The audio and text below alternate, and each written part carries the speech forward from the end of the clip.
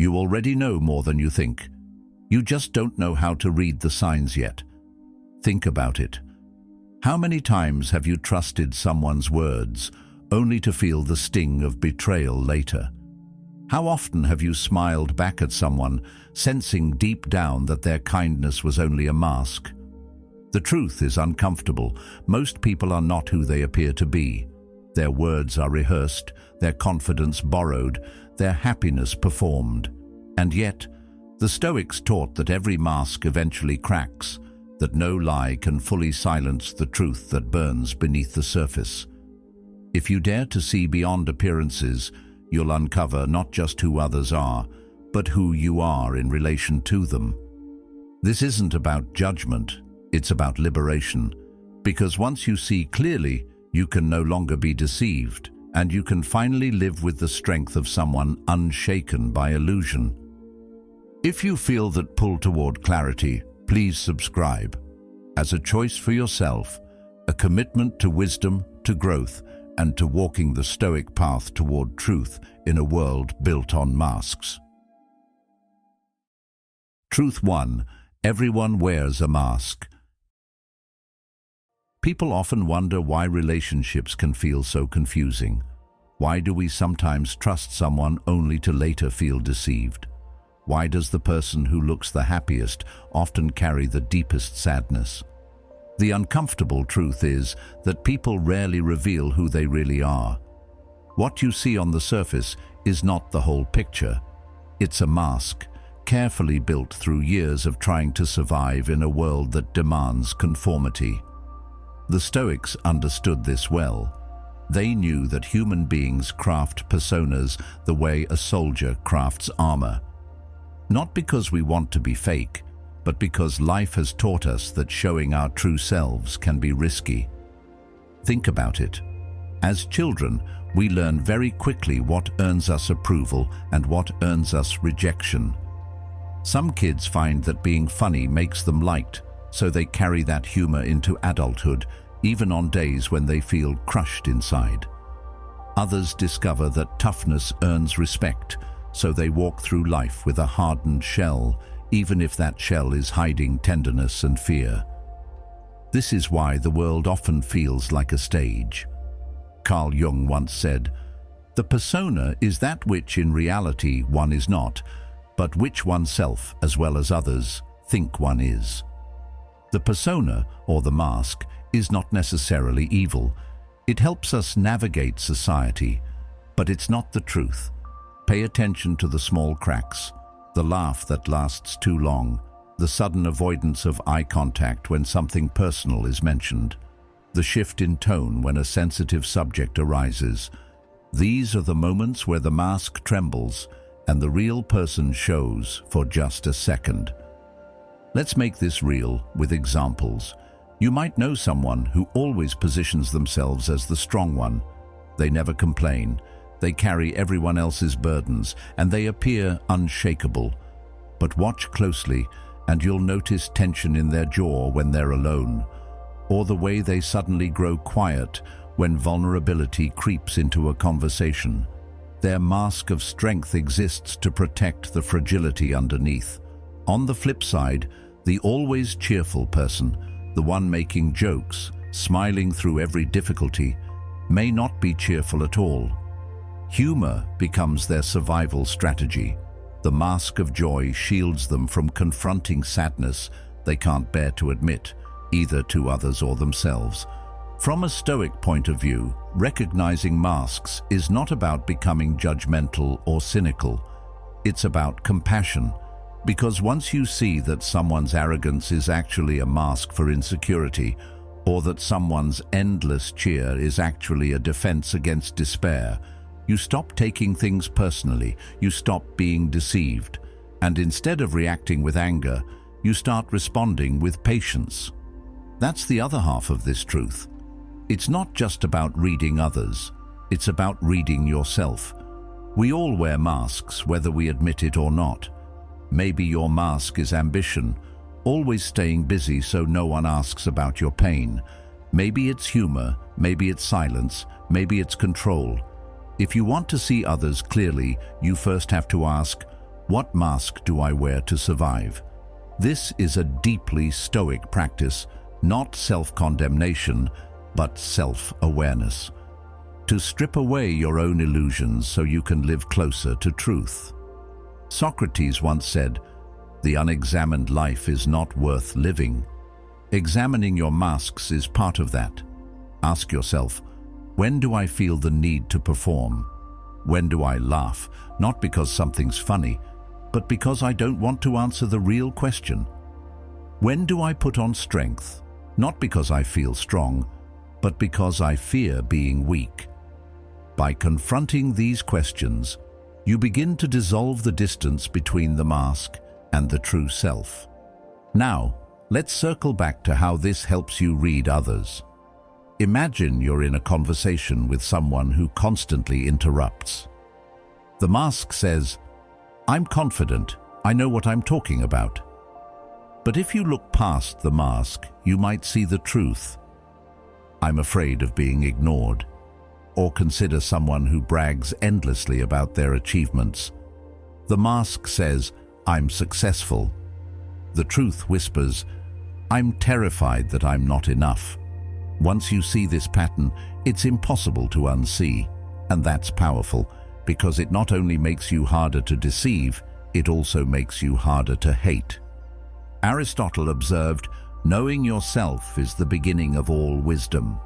Knowing others follows the same path. The moment you realize everyone is hiding something, not out of malice but out of fear, you stop expecting perfection. You stop demanding authenticity on command. Instead, you learn to look for glimpses of the real self that shine through the cracks. And those glimpses, though small, are more valuable than the entire mask someone presents. And this is where Stoicism offers something more than just psychological insight. It gives us a moral direction. The goal of reading masks is not to manipulate or exploit people. It's to live wisely, with less illusion. It's to extend compassion when others seem unbearable. Because once you realize that the critic is hiding a wounded child, or the bully is masking fear, your response changes. You gain freedom. You stop being reactive. Here's a practical step you can try immediately. The next time you're in a conversation, instead of just listening to the words, observe the body language. Watch for the flicker in the eyes when a sensitive subject comes up. Notice the way someone shifts in their seat when they're uncomfortable, or the forced laugh that doesn't match the tone of the moment. These small signals are cracks in the mask. If you can catch them, you'll see the person more clearly than they may see themselves. But also, catch yourself. Notice when you slip into your own mask. Maybe you smile when you don't mean it. Maybe you say, "I'm good," when you're not. Maybe you hide behind sarcasm when you're actually hurt. The Stoic path is about living in alignment with truth, and that begins with honesty toward yourself. So the next time you look at someone and feel that something doesn't add up, don't dismiss it. Pay attention. People reveal themselves in the smallest of ways, and when you learn to notice the slips, you'll see that everyone is fighting the same battle, the battle between the mask they wear and the truth they fear. Recognizing that won't make you colder, it'll make you wiser, and it'll open the door to connections that go beyond the surface. Truth 2. Criticism is confession. It's easy to get defensive when someone criticizes you. A harsh comment, a mocking tone, a judgment that stings, and suddenly your guard goes up. Most of us have been conditioned to believe that criticism tells us something about us. But the truth, the deeper truth, is that criticism reveals more about the critic than the one being judged. People rarely attack out of pure clarity. They attack because something within them has been stirred, something unresolved, something they don't want to face. What they point at in others often mirrors what they're trying to hide in themselves. Think about the last time you heard someone endlessly complain about another person's arrogance. He's so full of himself. She's always bragging. They think they're better than everyone. That kind of constant critique feels personal. But if you look closely, it's usually a confession. Behind the accusations lives a deep insecurity. Maybe the critic fears they're not good enough, so arrogance in others triggers their own hidden longing to be admired. Carl Jung once said, "Everything that irritates us about others can lead us to an understanding of ourselves." What you resent outside of you is often a reflection of what you've repressed inside. This is why criticism often feels exaggerated. When someone despises dishonesty in others, it may be because they themselves struggle to be fully honest. When someone relentlessly mocks emotional people, it may be because they're terrified of their own emotions. It's projection. The Stoics would say the battlefield isn't out there, it's in here, within our minds. Let's make this practical. Imagine you're at work and a colleague constantly accuses others of being lazy. They never stop pointing out who isn't doing enough. On the surface, it looks like they're just concerned with productivity. But if you step back, you might realize this person is deeply insecure about their own worth. They fear being seen as unproductive, so they project that fear outward, attacking others for what they're most afraid to be. Or picture the friend who can't stop gossiping about how fake everyone else is. They're obsessed with exposing inauthenticity, but beneath that obsession may live a painful truth. They themselves feel inauthentic, disconnected from their real self, and gossip becomes their way of deflecting from that wound. Once you start to see this, your relationship with criticism changes forever. Instead of reacting with immediate hurt, you pause. You step into the Stoic mindset, calm, observant, curious. You ask yourself, what does this reveal about them? What are they wrestling with that makes this trait in me so unbearable for them to see? It's not always easy, but it transforms judgment into insight. It allows you to hold on to your peace instead of letting someone else's pain dictate your emotions. Here's the empowering part. This truth doesn't just help you understand others, it helps you understand yourself. Ask yourself honestly, what bothers you most in other people? Do you hate arrogance? Maybe you're struggling with your own need to be validated. Do you hate dishonesty? Maybe there are truths in your own life you haven't fully admitted. Do you hate weakness in others? Maybe you're terrified of being vulnerable. Criticism is a mirror. What you condemn in others may be pointing towards something you need to heal in yourself. Socrates offered a clue when he said, "Let him that would move the world first move himself." If you want to grow, start by examining the patterns of criticism in your own mind. Each judgment you make may be a confession waiting to be recognized. The Stoic practice here is self-scrutiny. To notice when your irritation is less about reality and more about your own fears echoing back at you. Imagine you're scrolling online and you find yourself rolling your eyes at someone posting endless selfies. Before you criticize, pause. Ask yourself, why does this bother me? Is it because I truly value humility? Or is it because I too crave recognition but feel ashamed to admit it? The more you practice this, the more honest you become with yourself. And the more honest you are with yourself, the less power criticism from others will hold over you. And this is where compassion enters the picture. When you see criticism as confession, you stop hating people for their harshness. Instead, you see them as human beings battling themselves. The person who mocks emotions is confessing they're scared of feeling. The person who calls others weak is confessing they don't feel strong inside. The person who tears down others' success is confessing their own longing for achievement.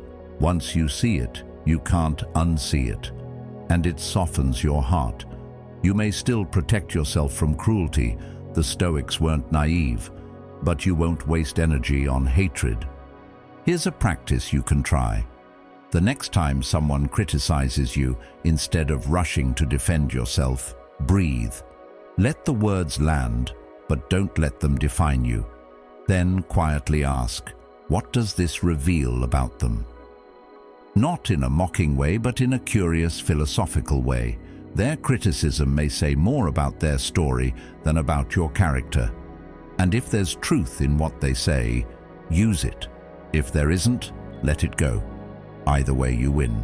Criticism is confession. Once you understand this, you step into a new kind of freedom.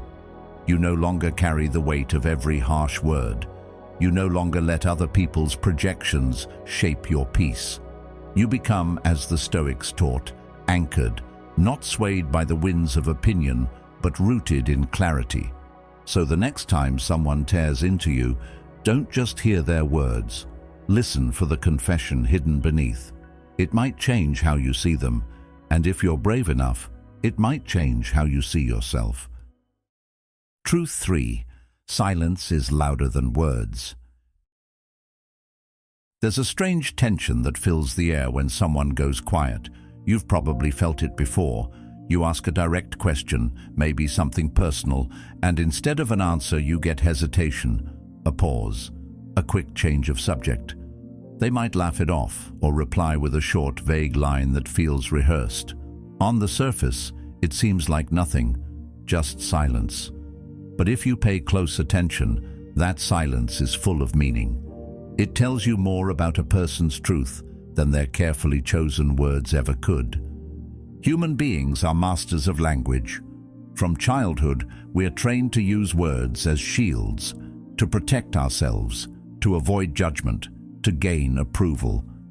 We learn what's safe to say and what's better left unsaid. But in those moments when words disappear, when the mask slips for just a second, you catch a glimpse of what someone really feels. Silence becomes a confession. The Stoics knew this well. Marcus Aurelius reflected, "The soul becomes dyed with the color of its thoughts, and even when people choose not to speak, their silence still carries the color of their inner world." Think about an argument. Sometimes the loudest person in the room isn't the most truthful, the one shouting, defending, insisting. They're often trying to drown out their own doubt.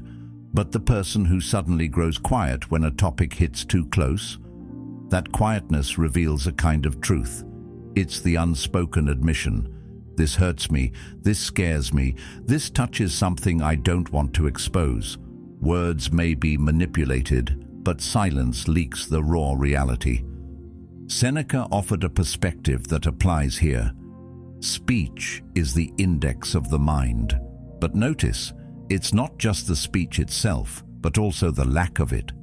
What someone chooses not to say is as telling as what they do. When someone dodges a question about their past, when they gloss over a painful subject, when they give a flat answer where emotion should be, that silence becomes the index of their fear. You're not just hearing words, you're hearing the boundaries of what they can't yet face. Consider an everyday example. Imagine asking a friend how they're really doing after a breakup. They smile and say, "I'm fine," but their voice is flat, their eyes look away, and they change the subject immediately. That silence between the words, that subtle pause, is a louder truth. They're not fine. They just don't feel safe admitting it. Or think about a co-worker who avoids conversations about mistakes. They'll talk endlessly about their successes, but the moment a failure is mentioned, the conversation suddenly dries up. That avoidance is the silence that reveals the wound. This is why silence is so powerful to read. Words are often crafted for survival. People lie without even realizing it, repeating stories they've told themselves until they believe them. But silence resists polish. It slips out in the cracks. Now here's where the Stoic perspective adds depth. When you notice silence, the goal isn't to judge, it's to understand. The temptation is to label avoidance as weakness, but the Stoics remind us that all people carry burdens. Everyone has truths they're not ready to face. Instead of reacting with frustration, you can approach those silences with compassion, because chances are you have your own. Think of the moments you've stayed quiet when you could have spoken. Times you said, "I'm fine," when you weren't. Times you avoided vulnerability because it felt too raw. Silence connects us because it's a shared human defense. If you want to examine life, both your own and others, you need to learn to study silence. Silence tells you where the examination has stopped, where fear has drawn a line, and often those are the very places where healing is needed. If you listen carefully, silence shows you not just who someone is, but where they're still hiding. Let's explore this further with relationships. In close relationships, silence becomes even louder. A partner who falls silent during discussions about the future may be carrying uncertainty they can't admit. A friend who never talks about their family may be holding on to unhealed wounds. The silence around these subjects is not random. It's protective. And when you notice it, you're given a choice. You can push and demand answers, or you can approach with patience and empathy, creating a space where that silence eventually feels safe enough to turn into words. And that's the empowering part. Silence doesn't have to remain permanent. With courage, silence can be broken. The Stoics encouraged speaking truth, but with wisdom and restraint. They didn't advocate spilling everything recklessly, but they did believe in honesty as a path to inner peace. Here's a practical step you can try. Next time you're in a conversation, instead of rushing to respond, pause. Listen not just to what's said, but to what isn't. Notice the hesitation, the quick deflections, the short answers that don't match the depth of the question. Ask yourself, what truth might be hiding in that silence? And in your own life, journal about the things you avoid talking about. You'll be surprised how much you learn about yourself by examining your silences. But remember, reading silence is not about exposing people, it's about understanding. The Stoics taught that wisdom isn't about control, it's about clarity. When you see silence for what it is, you stop being fooled by words alone. You start reading the spaces between, and in those spaces you discover a deeper layer of truth. Plato, reflecting on human nature, once wrote, "Wise men talk because they have something to say, fools because they have to say something." But there's another layer. Sometimes wise men stay silent, not because they have nothing to say, but because the truth feels too heavy to voice. That silence is not foolishness, it's fear, and fear is always worth noticing.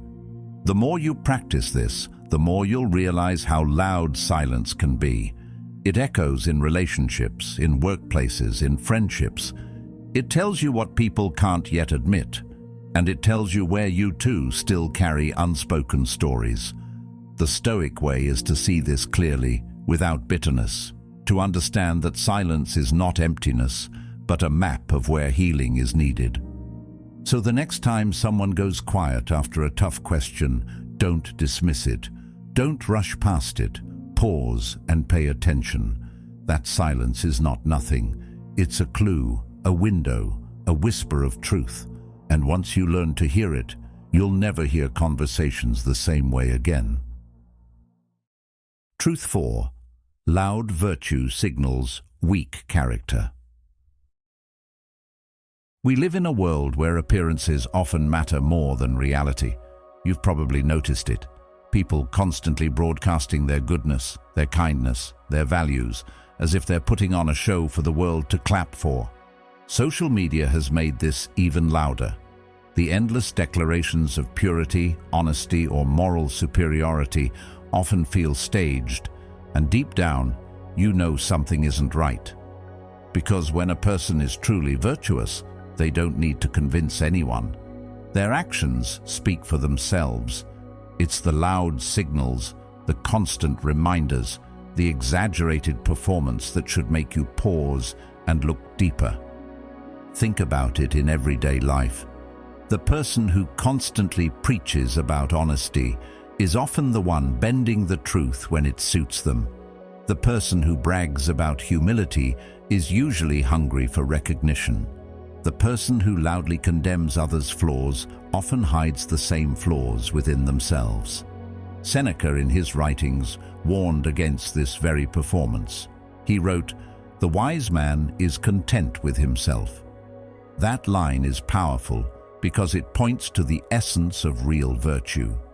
If you are truly virtuous, you don't need to announce it. You don't need applause, validation, or public recognition. You know who you are, but the one who constantly signals their moral superiority is not content. They're restless, uneasy, desperate for others to confirm the image they're trying to project.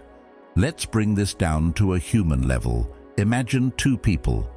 One quietly donates to charity, never mentioning it, never seeking acknowledgement. The other makes sure everyone knows about their donation, posting pictures, attaching inspirational captions, reminding people of their generosity. Which of these two has the stronger character? The answer is obvious. But here's the deeper question. Why does the second person feel the need to broadcast? Often, it's because they're trying to convince themselves. By loudly signaling their virtue, they silence the insecurity that whispers, "Maybe you're not as good as you think." True virtue is consistent action, not one-time performance. It's lived in private when no one is watching. It's the daily choices to act with integrity even when no applause will follow. Virtue signaling, on the other hand, is about acts, visible moments designed for others to see. And that's the great divide. One is habit, one is theatre. This truth becomes even clearer when you pay attention to those who condemn others most loudly. Have you ever noticed how the harshest critics of immorality often end up caught in scandals themselves? It's not coincidence. It's confession. By loudly projecting their righteousness, they cover up what they're ashamed to face. Epictetus taught his students to avoid this trap. He said, "Don't explain your philosophy, embody it." That line cuts through centuries and still stings today. If you live with honesty, you don't need to remind people of your honesty. If you live with kindness, you don't need to advertise your kindness. The moment you feel the need to shout it, chances are you've already strayed from it. Loud virtue isn't about embodying, it's about persuading. Consider the way this plays out in relationships. A friend who constantly insists on how real and loyal they are may not be either. Their repeated declarations raise a red flag. Why? Because when loyalty is genuine, it doesn't require self-promotion. It simply exists. Or think of the person in a workplace who constantly brags about being a team player. If you watch closely, you'll often see them undermining others when it benefits them. Their words and their actions don't align. The louder the words, the weaker the alignment. Virtue signaling flips this upside down. It's all about appearing, not being. It focuses on reputation without substance. But the Stoic way is to focus on being, letting reputation follow naturally or not at all. Now let's reflect on ourselves, because it's easy to see this truth in others, but harder to admit in our own lives. Ask yourself, when do I signal virtue instead of living it? Do I sometimes brag about honesty because deep down I'm afraid of my own half-truths? Do I overemphasize kindness in public while struggling with resentment in private? We've all done it. It's part of being human. The goal isn't to shame ourselves, but to recognize the moments when signaling takes over substance. That recognition is the first step back to authenticity. In today's world, where public image is currency, this truth is more urgent than ever. People curate their lives to appear flawless, moral, and strong. But the Stoic approach reminds us that inner reality matters more than outer appearance. A quiet act of integrity outweighs 1,000 loud performances. And if you want to read people accurately, this is the key. The louder they need to prove their virtue, the more fragile it usually is. Plato also warned against mistaking shadows for reality. In his allegory of the cave, he showed how people can become trapped watching mere appearances instead of truth. Virtue signaling is a modern version of those shadows. It looks like morality, but it's not the real thing. It's a projection, a performance, a flicker on the wall. The task is to turn away from the shadow and seek the substance. And here's the personal challenge. Strive to live your values so quietly, so consistently, that you never need to announce them. Let your actions be your proof. If you're honest, people will notice. If you're kind, people will feel it. If you're loyal, people will experience it. No announcement required. That's the Stoic way. So the next time you encounter someone who loudly proclaims their virtue, don't be fooled by the performance. Look deeper. Ask yourself, is this lived or is this staged? And in your own life, resist the temptation to advertise your goodness. Just live it, because real strength never needs a microphone. Truth 5. People lie to themselves first. One of the hardest things to accept about human nature is this. People are not only dishonest with others, they're dishonest with themselves.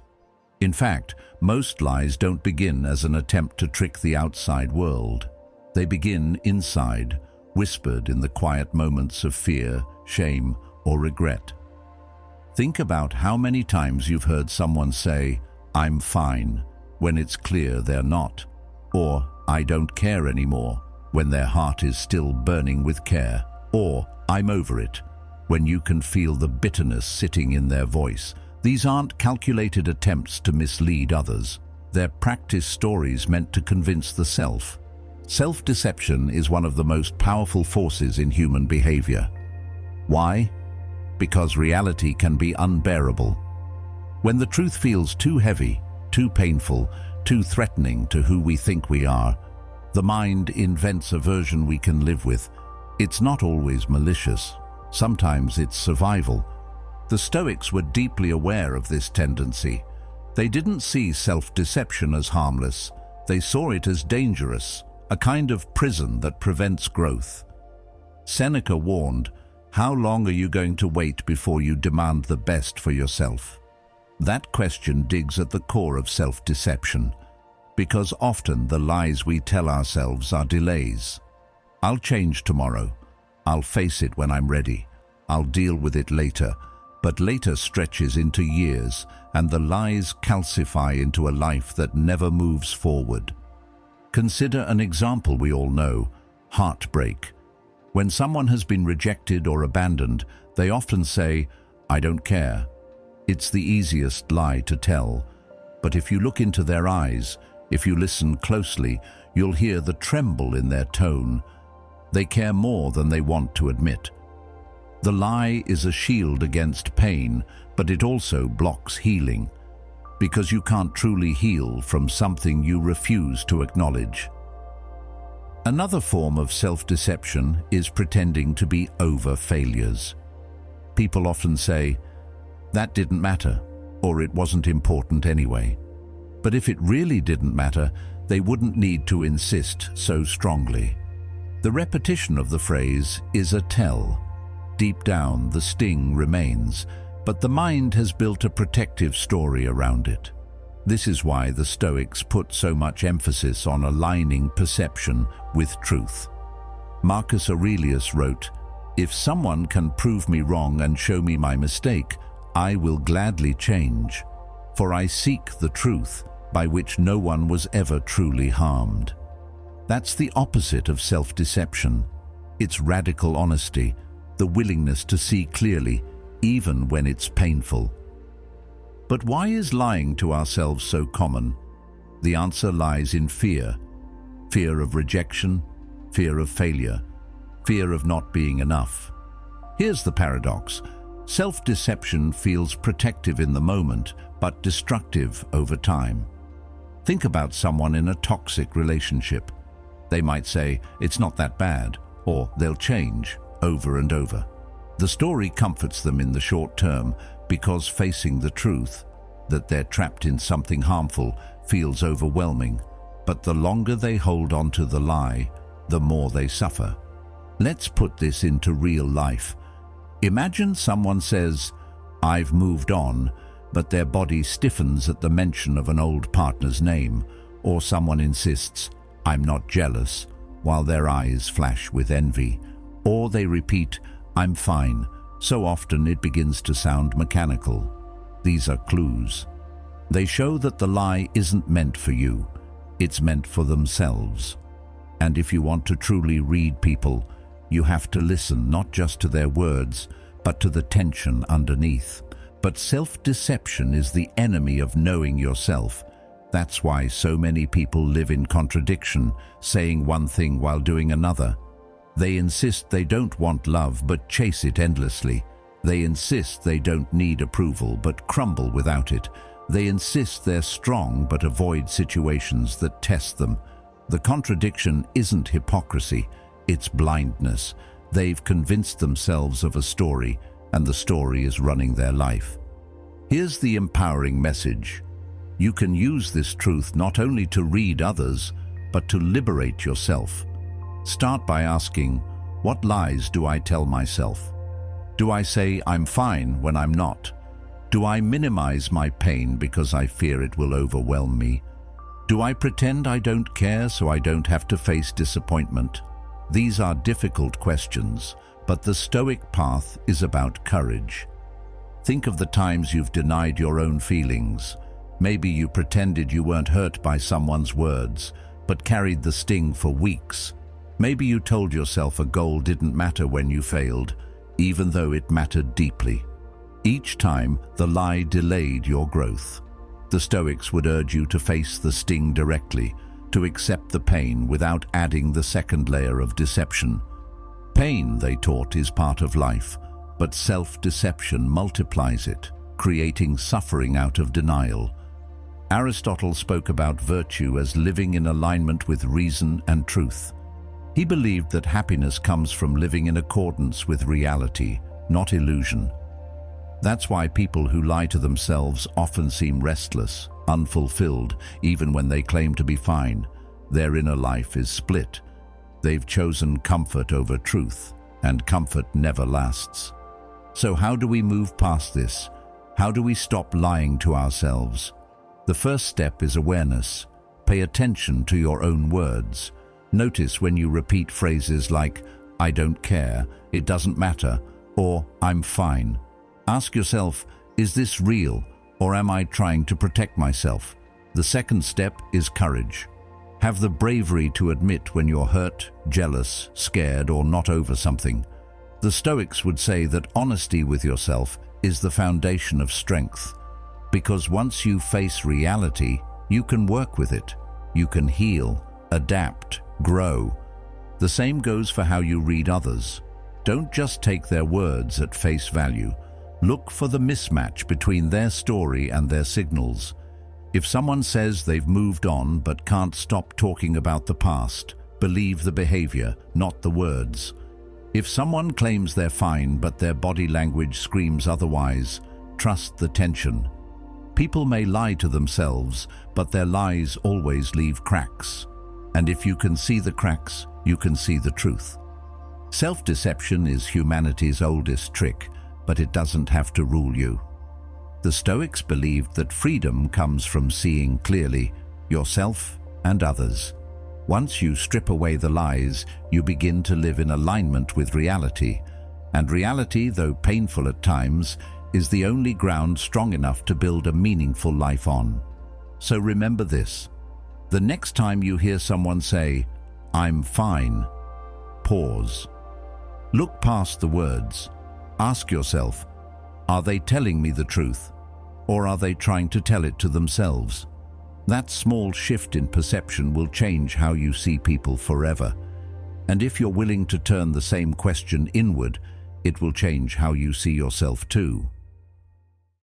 Truth 6.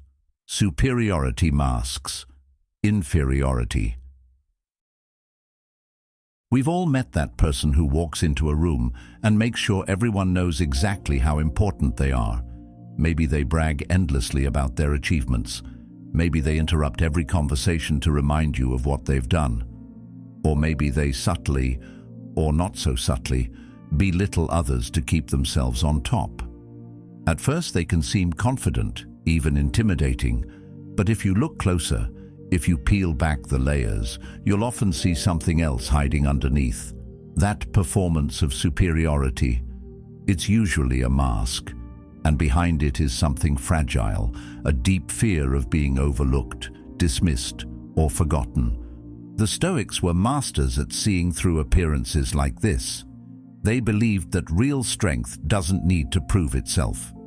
Seneca wrote, "It is a rough road that leads to the heights of greatness." Notice what he's implying. Greatness isn't about bragging once you've arrived. It's about enduring the road quietly.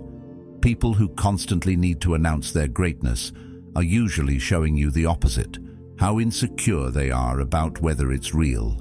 Carl Jung put this into psychological terms.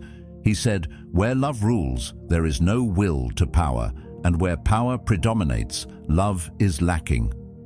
Think about that. When someone seeks domination, control, or superiority, it's not because they're overflowing with confidence, it's because they're lacking something essential inside. They chase superiority to fill a void. The louder they boast, the emptier they often feel. Let's make this practical with an example. Imagine a co-worker who can't stop reminding everyone of their accomplishments. Every meeting, every project somehow turns into a chance for them to highlight their own value. On the surface, it looks like confidence, but if you watch closely, you'll notice something telling. They're desperate for recognition. They fear that if they stop proving themselves for even a moment, they'll disappear in the eyes of others.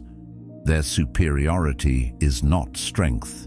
It's protection against their own feelings of inferiority. Marcus Aurelius, reflecting on his own role as emperor, reminded himself daily not to fall into this trap. He wrote, "Ambition means tying your well-being to what other people say or do. Self-indulgence means tying it to the things that happen to you. Sanity means tying it to your own actions. Superiority seekers tie their well-being to the opinions of others. That's why they constantly seek validation, applause, or control. True confidence, the Stoic kind, ties well-being to inner stability, not outward dominance. We see this everywhere in modern life. On social media, people curate images of flawless success, showing only their highlights, exaggerating their confidence. But deep down, many are wrestling with feelings of inadequacy. The louder the performance, the more it reveals about what's missing. Plato hinted at this when he said, "The measure of a man is what he does with power." If someone uses power to lift others up, their strength is real. If they use it to belittle and dominate, it's not strength, it's weakness disguised as superiority. Here's another scenario. Think about someone who always has to win every argument.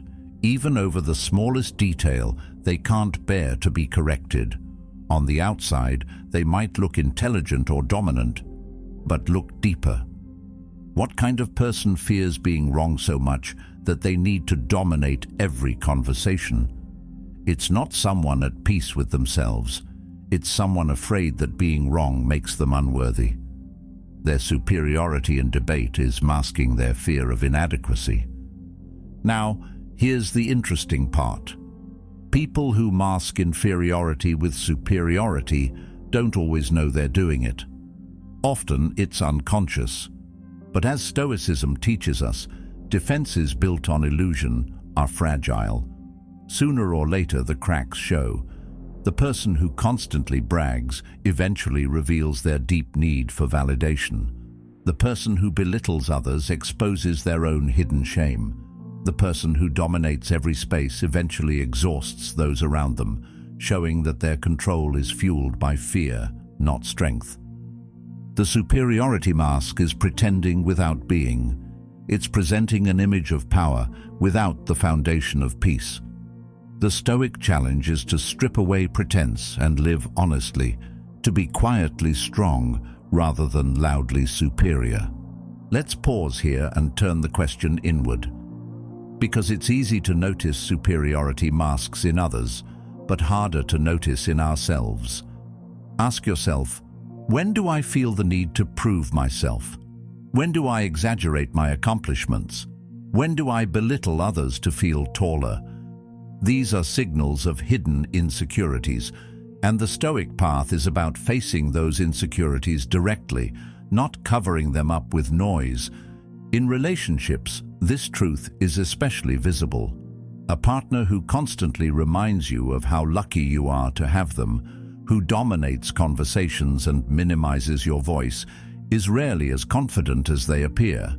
Their superiority is a shield, often protecting wounds from childhood, perhaps times they felt invisible, unworthy, or unloved. The louder their superiority, the more fragile those wounds likely are. If you can recognize this, you stop being fooled. You realize their arrogance isn't about you, it's about them. Here's the practical takeaway. When you encounter someone projecting superiority, don't be intimidated. Look for the insecurity beneath. Ask yourself, what are they afraid of losing? What are they afraid of being? Their superiority will often point you directly to their deepest fear. Once you see that, their arrogance loses power over you. And in your own life, remember this: the need to prove yourself is often a signal to pause and look inward. What fear is driving me to perform superiority? What part of myself am I trying to hide? The Stoics would say that facing this honestly is the path to strength, because when you accept your vulnerabilities, you no longer need to cover them up with noise. So, the next time someone brags endlessly, belittles others, or dominates every space, don't be deceived. Remember, superiority often masks inferiority. Real confidence is quiet. Real power doesn't perform, and the strongest person in the room isn't the loudest. It's the one who doesn't need to prove a thing. Truth 7. Fear drives most behavior. If you really want to understand why people do what they do, don't start by asking what they desire. Start by asking what they fear. Most human behavior, from the smallest habits to the biggest life choices, is guided less by the pursuit of joy and more by the avoidance of pain. It's uncomfortable to admit, but think about it. How many times have you said yes when you wanted to say no, just to avoid disappointing someone? How often have you stayed quiet when you wanted to speak because you were afraid of looking foolish? These aren't choices born of desire, they're born of fear. Think about the different ways fear shows up. The person who talks too much might not be arrogant at all. They might be terrified of being ignored, so they fill the silence before rejection can creep in. The person who disappears when things get tough isn't always careless. Often they're afraid of failing, so they choose to vanish rather than face their fear directly. The one who constantly agrees, who says yes when they're screaming no inside, isn't spineless. They're afraid of losing connection. Fear of rejection drives their compliance. If you want to read people, you have to look beneath the surface and ask, what are they afraid of losing? Consider how fear shapes identity. The person who always needs to be in control may not actually crave control itself. They fear the chaos of losing it. The person who seeks constant approval doesn't really want compliments. They fear being invisible without them. The person who avoids conflict at all costs doesn't necessarily love peace. They fear rejection and abandonment if they rock the boat. Fear hides beneath layers of behavior, like a root beneath tangled branches. If you want to understand the branches, you have to look at the root. Now, here's where this becomes powerful in everyday life. When someone acts strangely, don't just ask what they're doing, ask what they're afraid of. The boss who micromanages every detail? They're afraid of failure. The friend who can't stop gossiping? They're afraid of their own irrelevance. The partner who clings too tightly? They're afraid of being abandoned. If you train yourself to see behavior through the lens of fear, people become much easier to read. What looks confusing or irrational suddenly makes sense when you trace it back to fear. Aristotle believed that courage was the highest virtue because it allows all the other virtues to exist. Without courage, honesty crumbles under fear of judgment. Without courage, kindness shrinks under fear of rejection. Without courage, wisdom gets buried under fear of making mistakes. That's why the Stoics placed so much importance on confronting fear, not by pretending it doesn't exist, but by meeting it with reason and strength. Think about how fear influences not just individuals, but whole groups. Socrates warned, "Beware the barrenness of a busy life." Many people fill their schedules endlessly, not because they love productivity, but because they fear stillness. In stillness, they might meet themselves, and that terrifies them. Others chase wealth, not out of true desire for riches, but out of fear of insignificance. Entire cultures are shaped by collective fears: fear of being weak, fear of losing status, fear of being forgotten. But here's the trap. Because fear is so universal, most people don't realize how much it shapes them. They believe they're acting from desire or choice, when in reality, fear is steering the wheel. Plato hinted at this when he said, "Courage is knowing what not to fear." Wisdom isn't about eliminating fear entirely. It's about learning which fears are illusions and which truths actually deserve our attention. So how do you use this in daily life? Start by watching the moments when someone overreacts. Overreaction is often fear spilling out. The person who gets irrationally angry at being interrupted may not be angry at all. They may be afraid of being dismissed. The person who panics at small changes isn't overdramatic. They're afraid of losing control. If you listen closely, you'll notice fear hiding behind countless ordinary behaviors. And if you look inward, you'll notice the same in yourself. Seneca reminded us, "He suffers more than necessary who suffers before it is necessary." How often do we suffer before anything has actually happened, rehearsing our fears in advance? That suffering creates patterns. It shapes how we interact, what we avoid, and what we chase. And often the behaviors we least understand in others, or in ourselves, can be explained by this pre-suffering of imagined fears. The empowering shift comes when you stop asking, "What do they want?" and start asking, "What are they afraid to lose?" That single question can reveal more than hours of conversation. Because at the core, people's greatest fears are universal: loss of love, loss of respect, loss of security, loss of meaning. These are the forces that push people into actions they can't even explain themselves. So the next time someone talks too much, disappears when things get hard, or agrees when they clearly don't mean it, look beneath the behavior. You'll likely find fear: fear of rejection, fear of failure, fear of humiliation. And once you see it, you'll realize something profound. People aren't difficult to understand. They're just afraid to be seen. Truth 8. Judgment is projection. Have you ever noticed how quick people are to judge? A stranger makes a comment online, mocking someone's appearance. A co-worker criticizes another's work with a little too much energy. A friend rolls their eyes at someone for being too sensitive. On the surface, it looks like they're simply pointing out flaws in others. But if you've lived long enough and watched closely, you realize something deeper. Judgment says far more about the one judging than the one being judged. People project what they cannot accept within themselves. Think about how often this plays out in everyday life. The person who mocks sensitivity often struggles with their own emotions. They see someone cry easily and sneer, but the truth is, They fear their own vulnerability.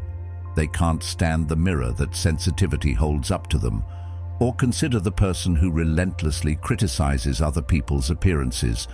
They might sound harsh, but what they're really showing you is how much they despise their own reflection. Judgment here is confession, just in disguise. Take another example: arrogance. When someone accuses others of being full of themselves over and over, it may not be arrogance they hate. It may be their own buried longing for recognition. They see in others what they crave, but are ashamed to admit. Here's where it gets interesting. Projection doesn't only apply to negative traits. Sometimes it shows up in what we admire. When we find ourselves idolizing someone's courage, wisdom, or confidence, that too can be a projection, reflecting qualities we long to develop in ourselves. Aristotle hinted at this when he said, "Knowing yourself is the beginning of all wisdom." If you admire someone deeply, that admiration might be your unconscious, pointing to a part of yourself waiting to grow. But in the realm of judgment, projection is often painful. Think about how often people gossip. On the surface, gossip looks like entertainment, a harmless exchange of stories. But at its root, gossip is usually projection. People bring down others to quiet their own insecurities. They laugh at flaws that remind them of their own, as if mocking someone else's failures makes their own easier to carry. The Stoic challenge is to turn judgment back onto ourselves before we aim it at others. Epictetus advised that we focus on what is within our control. Someone else's character, that's beyond our control. Our reaction to it, that's ours. And if our reaction is harsh judgment, the wise move is to ask why. What within me is being touched? Why does this bother me so much?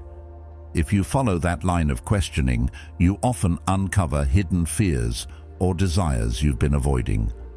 Let's take an everyday situation to see this in action. Imagine someone always ridicules lazy people. They can't stop talking about how irresponsible others are. At first, you might think they simply value hard work. But look deeper. Maybe they themselves are terrified of being seen as lazy. Maybe they grew up in a family where they never felt good enough unless they overworked. Their harsh judgment of others is really a defense against their own insecurity. But just as important is turning this truth inward. Ask yourself, what traits do I judge most harshly in others? Do I sneer at arrogance? Do I despise dishonesty? Do I get impatient with weakness? Each of those judgments might be a signal pointing back at me. Maybe I judge arrogance because I secretly crave recognition, but am ashamed to admit it. Maybe I hate dishonesty because I too struggle with facing certain truths. Maybe I despise weakness because I fear my own vulnerability. Judgment, if examined honestly, becomes a teacher. Imagine applying that humility to judgment. Instead of assuming you see others clearly, you admit, maybe what I see in them is actually a reflection of me. That shift changes judgment from condemnation into self-discovery.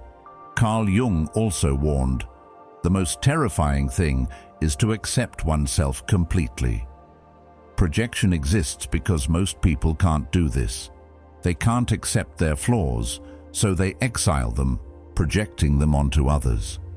But when you begin the Stoic practice of radical self-examination, you strip away those projections. You start to accept your humanity, flaws and all. And once you accept yourself, judgment of others begins to fade. The practical step here is simple. When judgment rises in you, pause. Ask yourself, is this really about them or is it about me? When others judge you, don't immediately react. Ask, what are they revealing about themselves? This practice turns judgment into a window rather than a wound.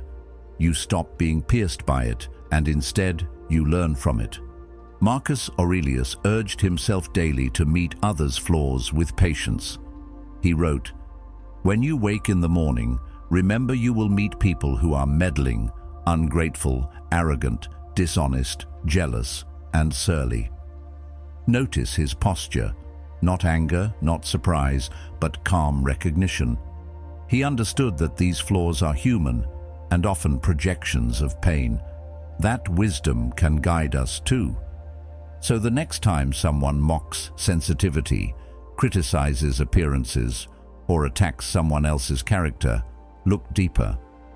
Judgment is rarely about the person being judged. It's a mirror held up to the one holding it. Once you learn to read judgment this way, you'll see through the noise.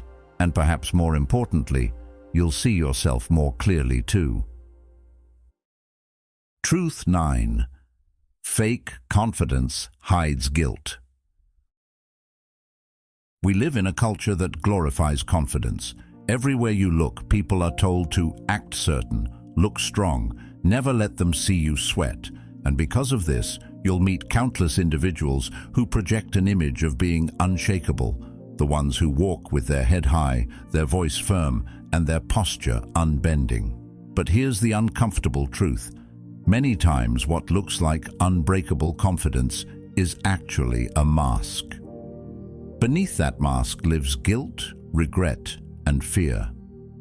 The more someone performs strength, the more you should ask yourself, what are they trying so hard to cover? The Stoics warned about this kind of performance. Seneca advised, "You can tell the character of every man when you see how he gives and receives praise." Watch closely, and you'll notice people who wear fake confidence often can't handle criticism. They grow defensive, angry, or dismissive at the slightest pushback. Why? Because their confidence isn't real. It's fragile, built on top of unresolved guilt or regret.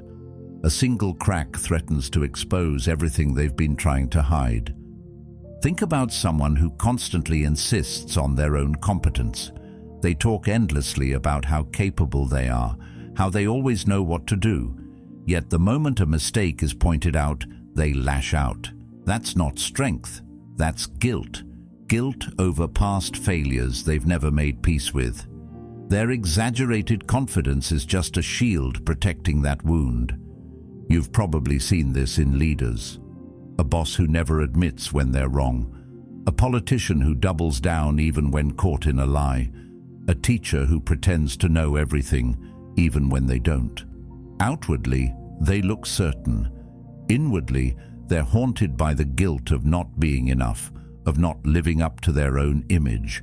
Instead of facing that guilt honestly, they cover it with a mask of unshakable certainty. But if you look closely, you can always see the cracks, the defensiveness, the aggression, the inability to sit with humility. Let's bring this closer to daily life. Maybe you know someone who's always the loudest in the room, quick to interrupt, always ready with an answer. On the surface, they appear self-assured. But notice how they respond if they're challenged. Do they listen calmly, or do they snap back defensively? If it's the latter, you're seeing guilt at work. They're not really confident in their knowledge. They're afraid of being revealed as less than what they claim. Their guilt for not being as certain as they pretend becomes the fuel for their aggression. Paradoxically, this is the deepest form of confidence, the ability to admit ignorance without fear, to carry humility without shame. That kind of honesty doesn't need to perform, but fake confidence can never admit ignorance. To do so would expose the guilt it's trying to bury. Why does guilt fuel false confidence? Because guilt is heavy. People carry guilt for things they've done, words they've spoken, or opportunities they've missed. And instead of processing that guilt, instead of facing it honestly, they build a persona to cover it.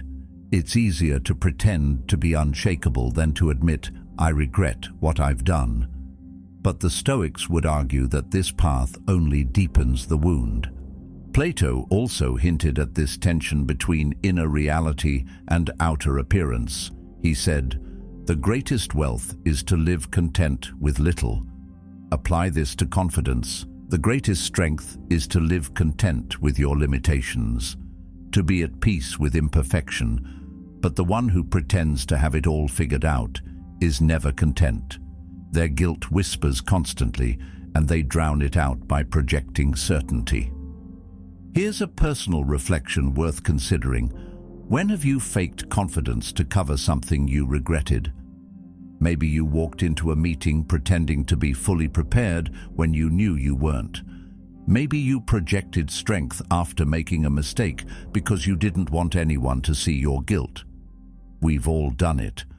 But the Stoic way is to confront that honestly. Marcus Aurelius urged himself daily to align with truth. He wrote, "If it is not right, do not do it. If it is not true, do not say it." That applies to confidence too. If it isn't real, don't perform it. Instead, face the weakness beneath and grow stronger by admitting it. Carl Jung also warned about the dangers of burying guilt. He wrote, "The most terrifying thing is to accept oneself completely. And yet, this is the only way to dissolve fake confidence. When you accept your flaws, your mistakes, your regrets, you no longer need to mask them with a performance. Real confidence is quiet. It doesn't need to posture. It doesn't collapse under criticism.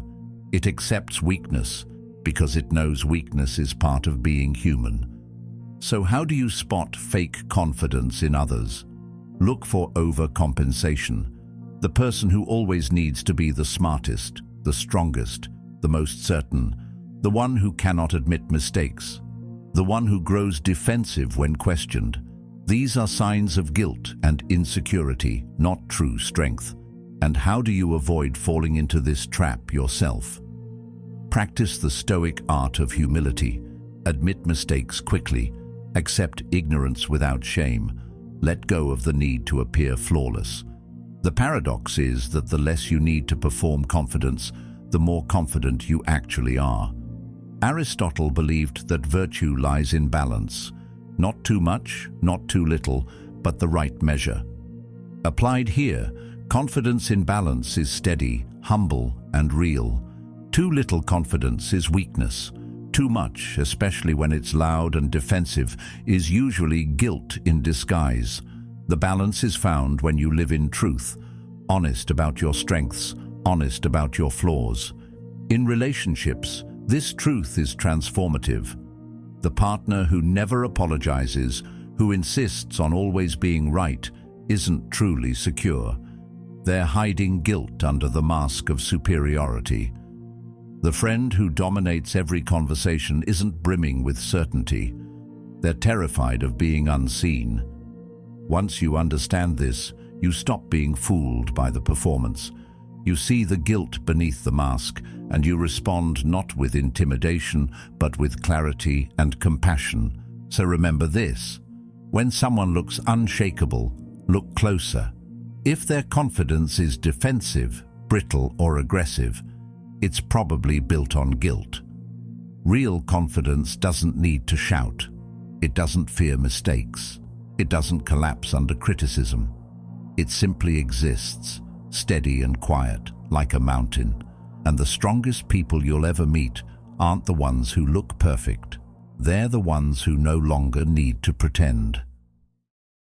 Truth 10. Exaggeration reveals insecurity. We've all heard those sweeping declarations people love to make. I never care what people think. I'm always happy. Nothing ever bothers me. At first, those words might sound strong, even admirable, but if you listen closely, you start to notice a pattern. The more absolute the claim, the less likely it's true. Real strength doesn't need to exaggerate. Real happiness doesn't need to be shouted. Exaggeration, more often than not, reveals insecurity. It's the ego turning up the volume, trying to drown out the quieter truth that lives underneath. Think about how this shows up in everyday life.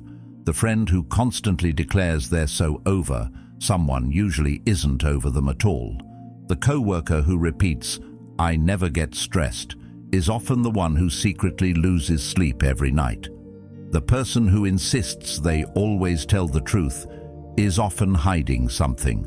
When you hear absolutes, pay attention. They're often compensations, confessions disguised as declarations.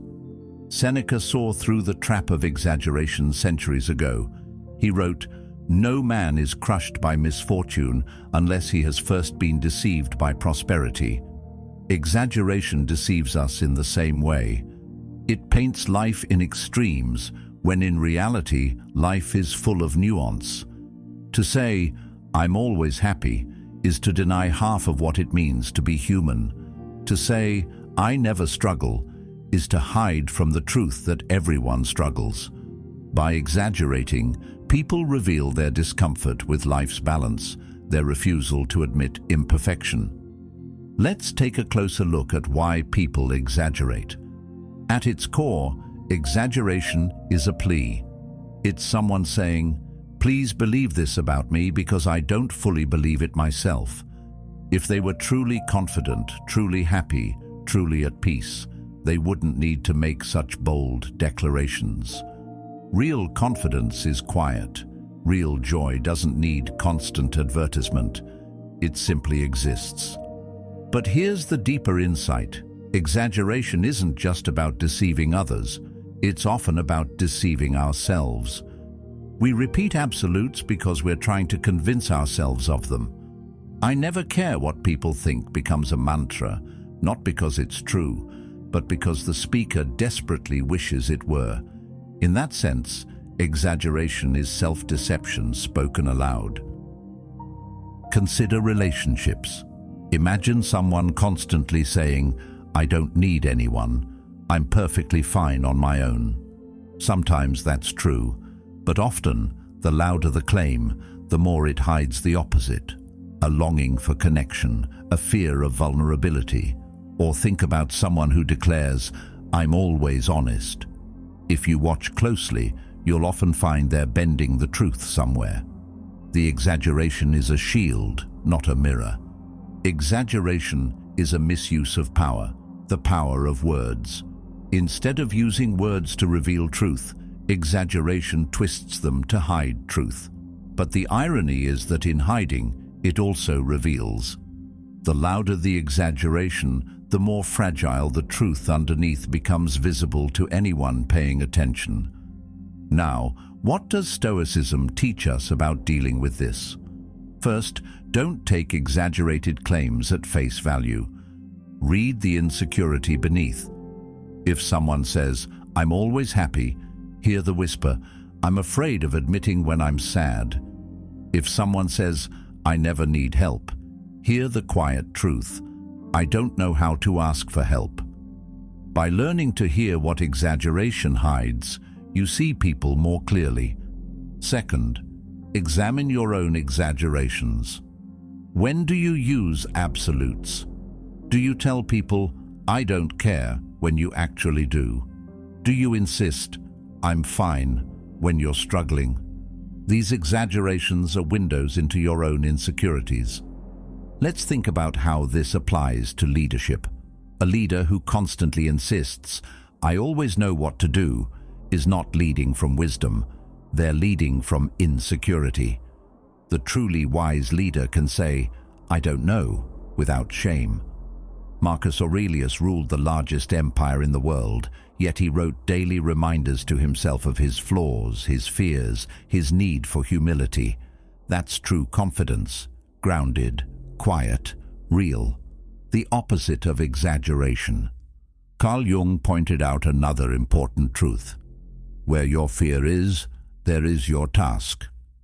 Exaggeration often points directly to fear. If someone exaggerates their independence, they fear dependence. If they exaggerate their happiness, they fear sadness. If they exaggerate their honesty, they fear being seen as dishonest. The exaggerated statement reveals the very place where fear lives. And if you listen with discernment, you can learn more from exaggeration than from any carefully crafted speech. Here's a practice worth trying. Next time you hear someone use an absolute, "I never," or "I always," pause. Ask yourself, What are they really saying? What insecurity lives underneath this claim? And in your own speech, catch your absolutes. Instead of saying, "I never care what people think," try admitting, "Sometimes I care too much." That admission may feel vulnerable, but it's also liberating. Because when you stop exaggerating, you stop hiding. So the next time someone declares with certainty, "I never care what people think," don't take it literally. Hear the fear beneath it. Recognize that exaggeration is the ego's way of turning up the volume to cover its insecurity. And in your own life, choose the quieter path. Choose honesty over absolutes. Because the strongest truth doesn't shout. It whispers steadily without needing exaggeration at all. Truth 11. Control means chaos inside. Have you ever noticed how some people can't relax unless they're in charge of everything? They need to manage every detail, correct every small mistake, and dominate every decision. On the outside, it can look like strength, like discipline, or like competence. But if you look deeper, you'll often see the opposite. That hunger for control isn't about stability. It's a sign of inner chaos. The tighter someone grips the world around them, the more likely it is because something inside of them feels like it's slipping away. Carl Jung gave us a clue when he said, "The shoe that fits one person pinches another. There is no recipe for living that suits all cases." People who try to control everything are often terrified of uncertainty. They want life to fit into a shoe, neat, predictable, safe. But life doesn't work that way. Life resists control, and when someone cannot accept that truth, they turn their fear inward and outward, clamping down on everything and everyone around them.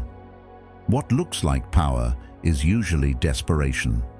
Think about the workplace. A boss who refuses to delegate, who insists on approving every small decision, might look competent. But what they're really showing is fear. Fear that if they loosen their grip, everything will collapse. Or in relationships, a partner who tries to dictate how the other should talk, dress, or even think isn't demonstrating love. They're broadcasting insecurity. The need for control is the outward symptom of inner disorder. Let's make this practical. Think about the micromanager at work. Every email must be copied to them. Every plan must be reviewed 3 times. Their energy drains the team, not because they're strong, but because they can't handle the anxiety of letting go. Or the friend who can't enjoy a trip unless everything goes exactly as scheduled. The restaurant, the timing, even the order of activities. One deviation and their mood collapses. On the surface, they look organized. Beneath it, they're wrestling with inner chaos they can't quiet. Plato said, "The first and best victory is to conquer self." The controlling person hasn't yet achieved this victory. Instead of conquering their fears, they try to conquer their environment. But no amount of external control will silence internal chaos. The more they chase it, the more obvious their fragility becomes. The Stoic way is different. It's not about pretending chaos doesn't exist. It's about accepting it with courage. Epictetus taught his students to say, "Let me see what happens," rather than, "Let me make everything happen." That shift transforms the inner life. Instead of clenching, you begin to trust. Instead of forcing, you begin to adapt. And from that space, true strength emerges. Not the brittle strength of control, but the steady strength of peace.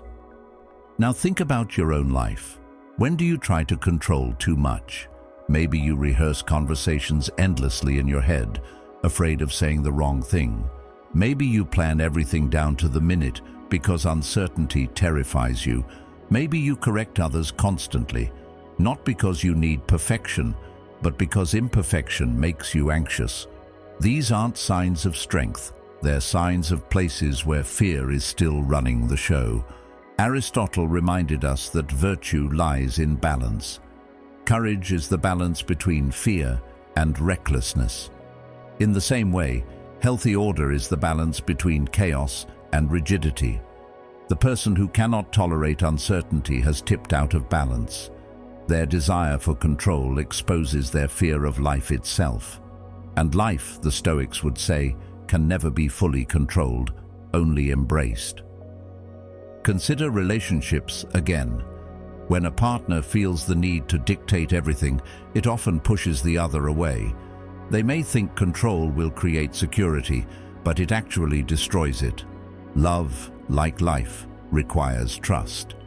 And trust cannot exist in the shadow of control.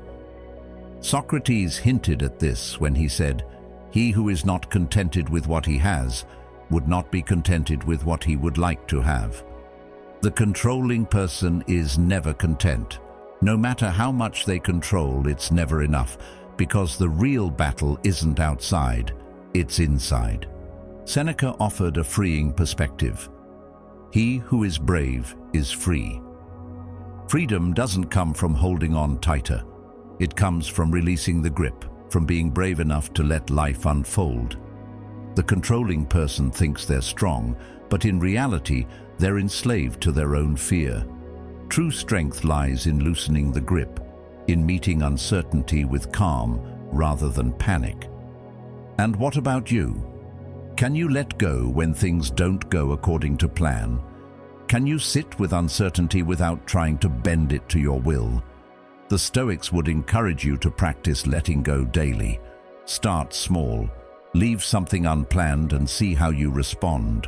Notice the tension inside when you're not in control. That tension is where the real work begins. So, the next time you meet a micromanager, a controlling partner, or even catch yourself obsessing over every detail, remember this. Control often means chaos inside. The stronger the grip, the more fragile the heart beneath it. And the path to peace isn't in controlling more. It's in letting go and trusting that you can handle life even when it doesn't go according to plan. Truth 12. Performance signals emptiness. You don't have to look far to see how much of life has turned into a performance. Open any social media app and you'll find carefully curated images, rehearsed captions, and exaggerated displays of happiness, success, and confidence. But this isn't limited to online. You see it at work, when someone dominates meetings more to be noticed than to contribute. You see it in relationships, when someone plays the role of perfect partner to cover insecurities they don't want revealed. The louder the performance, the more it often hides emptiness inside.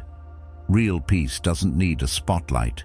It's quiet, steady, and whole, whether anyone is watching or not. The Stoics would have recognized this instantly. They believed that external validation is one of the most dangerous traps of human life. Marcus Aurelius wrote, "It never ceases to amaze me. We all love ourselves more than other people, but care more about their opinion than our own." That line could be written about today's world. Performances are built on this very contradiction, caring more about how others see us than how we truly live. The louder someone performs, the more fragile their inner world often is. Think about someone who constantly brags about how happy they are. Every story, every post, every conversation becomes another declaration of joy. On the surface, it sounds positive. But if happiness is real, it doesn't need constant proof. The louder someone insists on their joy, the more likely they're wrestling with sadness when the curtain falls. We see this not only in individuals, but in entire cultures. The rise of look-at-me energy, constant self-promotion, endless updates, curated perfection, is less a reflection of strength than of insecurity.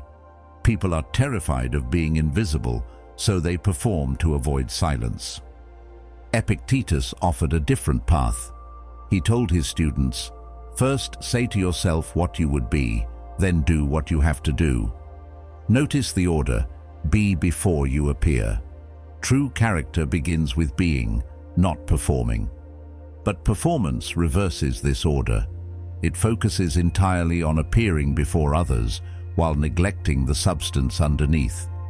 When someone lives this way, they may fool others for a time, but they can't fool themselves forever. The performance eventually cracks. Let's bring this closer to real life. Imagine someone in your circle who always has to post about their achievements. Every success, no matter how small, becomes a public announcement. At first, it looks like pride, but look closer and you'll notice the need behind it. They're hungry for acknowledgement. Their sense of worth depends on applause. Without it, they feel empty. Or consider the person who always plays the role of the entertainer. They make everyone laugh, keep the mood light, always on stage. Yet when they're alone, the silence feels unbearable. The performance fills the void, but the void remains. Plato, in his reflections on human nature, said, "The price good men pay for indifference to public affairs is to be ruled by evil men." In the same spirit, the price we pay for indifference to our inner life is to be ruled by performance.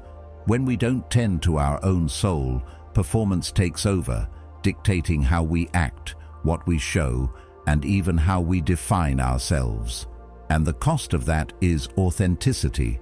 This isn't just a problem for them, it's for all of us. Ask yourself honestly, when do I perform? Do I post to show my true life, or do I post to make it look better than it feels? Do I smile because I feel joy, or because I fear people will ask questions if I don't? Do I exaggerate my strengths to others because I'm proud, or because I'm insecure? These questions are difficult, but the Stoic way is to live with clarity, not illusion. Marcus Aurelius lived at the center of the world's attention. As emperor, his life was one constant performance in the eyes of others, yet his private writings remind us how he resisted that pull. He wrote, "Be content with what you are, and wish not for the things which belong to others." This is the posture of true peace, contentment with being, without the need to perform for others. Imagine how different our lives would feel if we lived this way. Less energy wasted on appearances, more invested in substance. Socrates gave us a model of humility that cuts through performance. He said, "The way to gain a good reputation is to endeavor to be what you desire to appear." Performers invert this.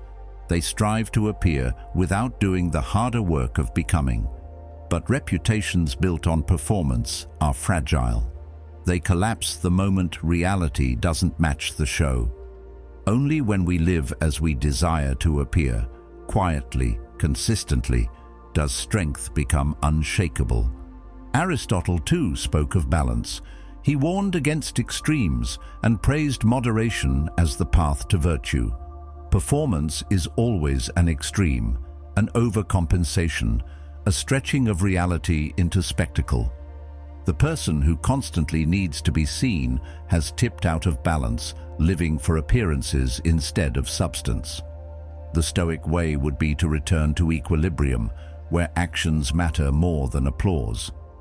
So what can we do with this truth? First, learn to read performance for what it is. Don't be fooled by the volume. The louder someone needs to show their happiness, their love, or their strength, the more fragile it likely is. Read the insecurity behind the show. Second, watch yourself. Notice when you feel the urge to exaggerate, to display, to perform. Ask yourself, am I doing this to share or to cover, to express or to impress? These questions can save you from wasting your life on stages that don't matter. So remember this, when someone is always performing, always demanding to be seen, it's usually because they don't feel whole when no one's watching. True peace doesn't need an audience. True strength doesn't need applause. And the deepest kind of life isn't lived as a show. It's lived quietly, steadily, in alignment with who you really are. Truth 13. Pain shapes belief. When someone tells you what they believe, it's tempting to take it at face value. I don't believe in love. People can't be trusted. Life is meaningless. These statements sound logical, like carefully reasoned conclusions. But if you look deeper, you'll find that most beliefs aren't born from logic. They're born from wounds. Behind almost every hard opinion, there's a scar. People don't just speak from ideas. They speak from experiences that cut them, shaped them, and left a mark they couldn't forget. The Stoics understood this deeply. They knew that the mind interprets reality not from pure reason, but from how it has been shaped by suffering. Epictetus taught, men are disturbed not by things, but by the views which they take of them. Notice that. It's not the event itself, but the way the wound is processed that forms belief. One person loses a job and believes, I am worthless. Another loses the same job and believes, I am free to start again. The pain is similar. The beliefs it produces are worlds apart. Think about someone you know who is overly cynical. Maybe they insist that everyone is selfish, that kindness is always fake. At first, it seems like a worldview, but if you ask, where did this come from? You'll often find a story. Maybe they were betrayed by someone they trusted. Maybe they gave kindness and received cruelty in return. Their belief isn't a detached judgment. It's a scar tissue built around old wounds. Seneca said, difficulties strengthen the mind, as labor does the body. But not everyone allows pain to strengthen them. Some allow pain to harden them, shaping beliefs that protect but also limit them. Let's bring this down to earth with an example. Imagine someone who was abandoned in love. They might adopt the belief, people always leave. That belief becomes a lens. Now, every new relationship is filtered through suspicion, every moment of closeness tinged with fear of loss. The wound shaped the belief, and the belief reshaped their future experiences. Unless they learn to question it, they remain trapped in a cycle where pain keeps repeating itself. Carl Jung added another layer to this truth. The wound is the place where the light enters you. Not all pain leads to destructive beliefs.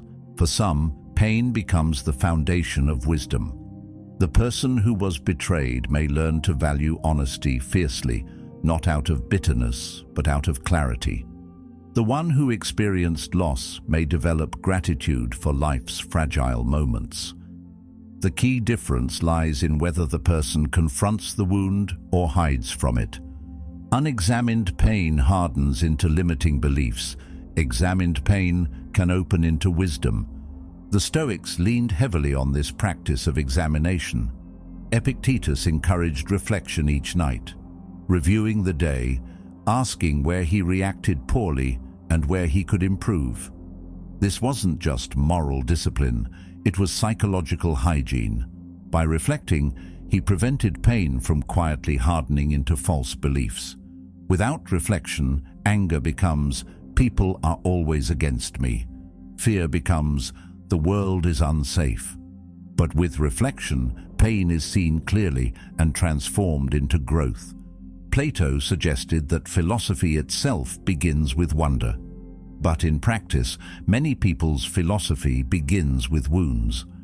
Their conclusions about life come not from open wonder, but from closed scars. This explains why some people carry such rigid, bitter beliefs. They aren't reasoned positions, they're defenses. The sharper the belief, the deeper the wound behind it. Consider how this plays out in family life. A parent who grew up in poverty might believe money is everything because their childhood pain taught them what it felt like to have nothing. A child who grew up ignored might believe attention must be earned, shaping how they relate to others for decades. These aren't abstract ideas. They're scars turned into guiding principles. And unless someone questions where those beliefs come from, they'll assume they're truth rather than trauma. An unexamined wound will always become a belief, and that belief will quietly govern behavior. If someone never examines why they think love is pointless or why they think no one can be trusted, they'll keep living inside that belief as if it were reality. Examining life means tracing beliefs back to their origin and asking, is this truth or is this pain speaking? Seneca, reflecting on suffering, said, "No man is more unhappy than he who never faces adversity, for he is not permitted to prove himself. Beliefs shaped by pain are an opportunity to prove ourselves, to test whether we can transform wounds into wisdom instead of letting them define us. Pain will shape you, but you have a say in how. So how do we apply this? First, when you hear someone express a harsh belief, resist the urge to argue with logic. Instead, listen for the wound.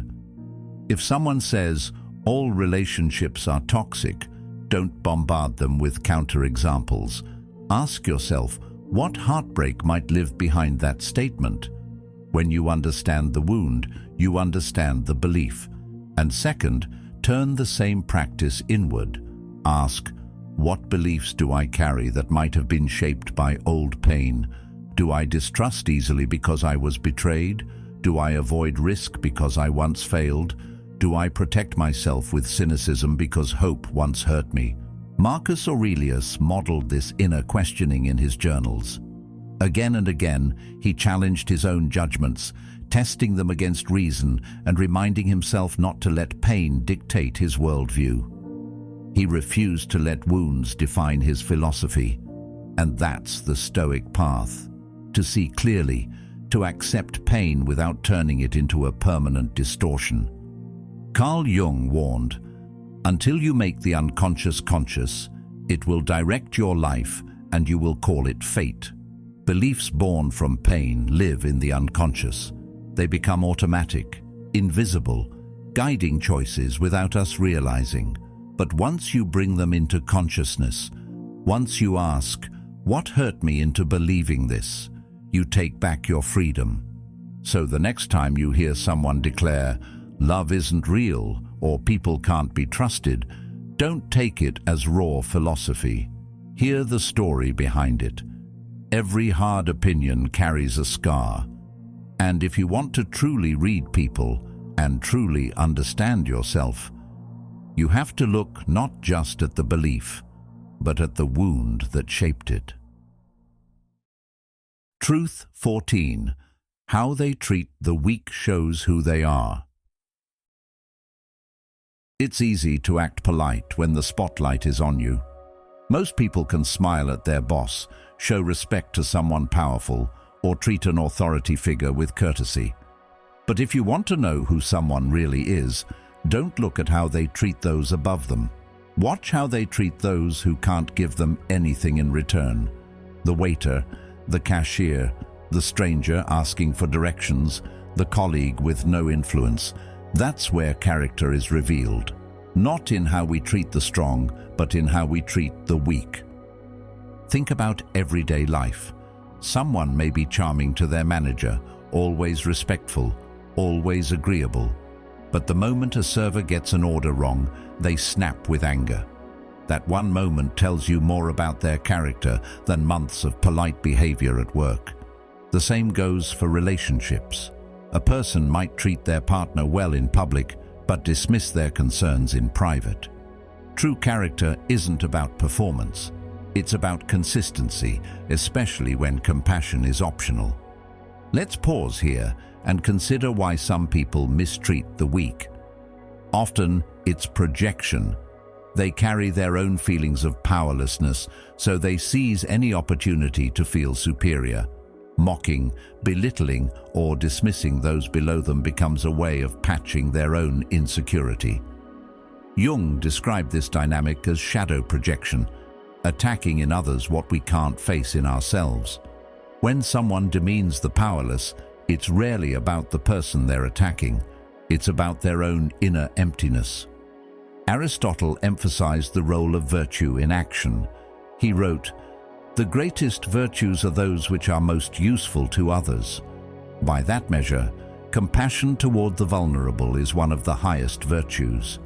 It provides no advantage to the self, no gain in status, only a benefit to the other. That's why it's such a pure reflection of character. Helping an equal can be transactional. Helping the weak is simply human. Consider history. The leaders who are remembered most fondly are not the ones who used power to dominate, but the ones who tempered it with mercy. The generals who spared civilians, the rulers who cared for the poor, the philosophers who took time to teach even the lowest classes. Their strength wasn't diluted by compassion, it was magnified by it. The Stoics would say that compassion doesn't weaken power, it reveals whether power is real in the first place. If someone lashes out at the powerless, it's because they haven't conquered themselves. Their anger, their pride, their insecurity still rules them. But the one who can show patience to a child, respect to a servant, or kindness to a stranger has achieved self-mastery. They are not slaves to ego. They are free. Now think about relationships in your own life. Maybe you've known someone who seemed admirable, ambitious, respected, even charismatic, until you saw how they treated people they didn't need. The friend who ignores messages from people they can't benefit from. The partner who's sweet to you but dismissive toward strangers. The colleague who's helpful to superiors but cold to interns. Those moments are X-rays. They reveal the truth beneath the surface. Socrates taught by asking questions. He might ask here, if someone only treats the powerful with respect, is that respect real, or is it fear disguised as virtue? True respect is universal. It doesn't discriminate by status. And when you see someone who embodies this, who treats a janitor with the same dignity as a CEO, you're seeing integrity in its purest form. Seneca also urged consistency in character. He said, "It is the power of the mind to be unconquerable. A person who treats the weak with cruelty is conquered by ego. A person who treats them with patience and kindness is unconquerable because they refuse to let pride dictate their actions." This is why compassion is such a test of strength. It shows whether you belong to yourself or whether you're ruled by insecurity. Let's make this practical.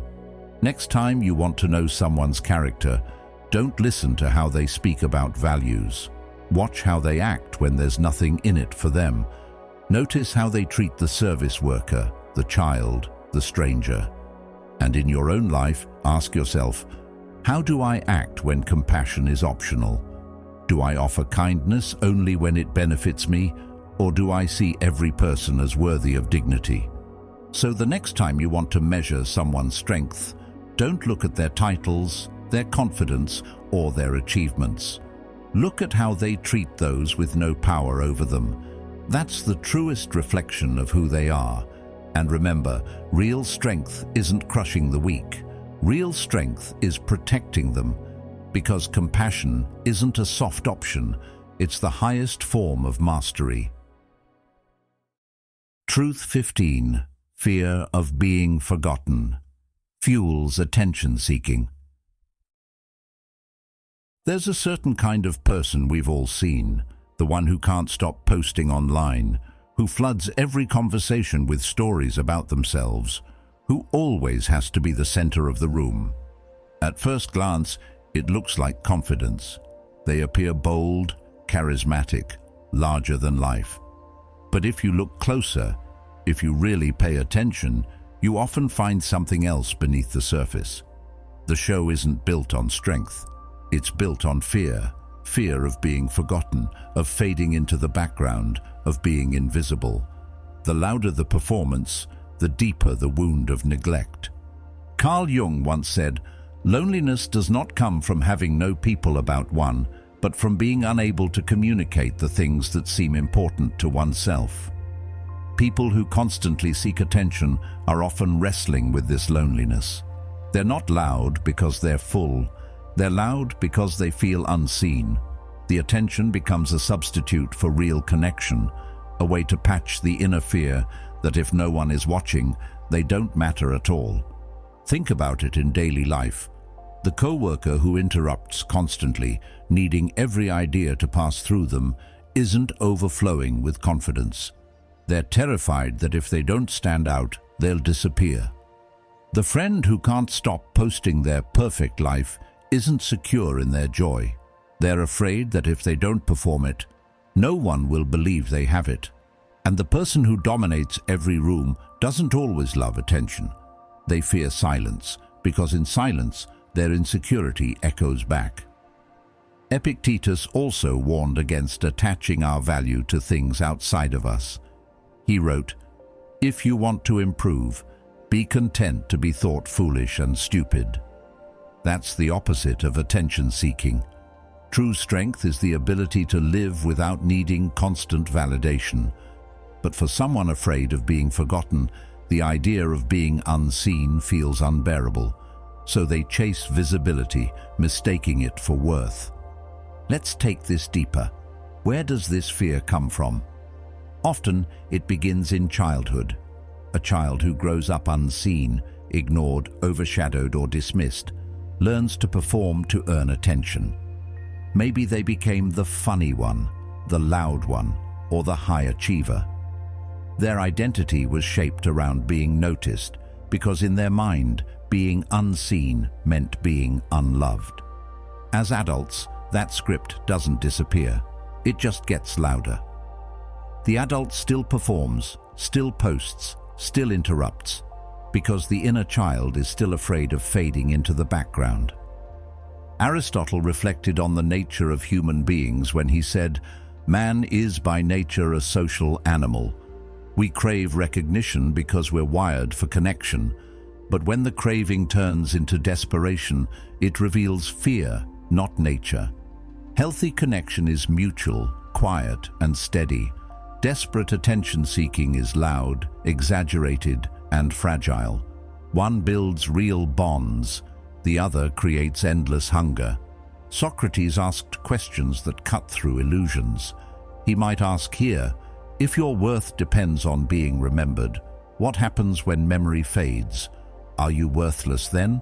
Of course not. Worth doesn't come from applause. It comes from living truthfully, acting with integrity, being who you are even when no one is watching.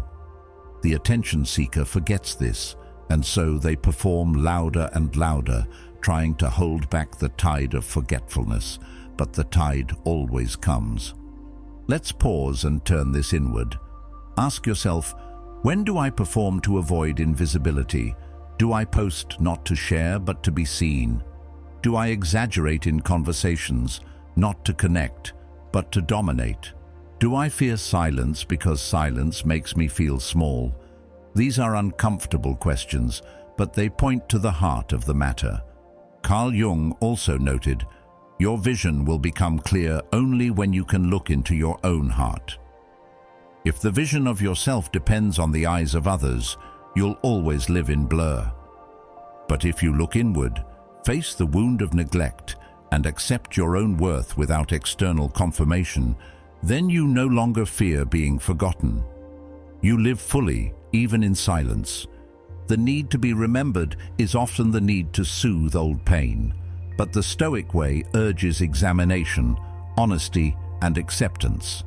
The only way to quiet the fear of being forgotten is to stop tying your value to memory and instead anchor it to virtue. So the next time you see someone desperately seeking attention, posting endlessly, dominating rooms, or exaggerating every story, don't be fooled by the show. See the fear underneath. Understand that the louder they perform, the emptier they often feel inside. And in your own life, remember, you don't need to be remembered to matter. You just need to live aligned with truth while you're here. Because at the end of it all, even the names carved into stone will one day erode. But the life you lived, the kindness you gave, the courage you showed, the peace you cultivated, those things shape eternity in ways no applause ever could. Truth 16. Envy disguises itself as attack. It's easy to mistake envy for hate. Someone mocks you, criticizes your choices, or dismisses your success, and at first it feels like hostility. But if you pause and look closer, you'll often find something surprising hiding beneath their words.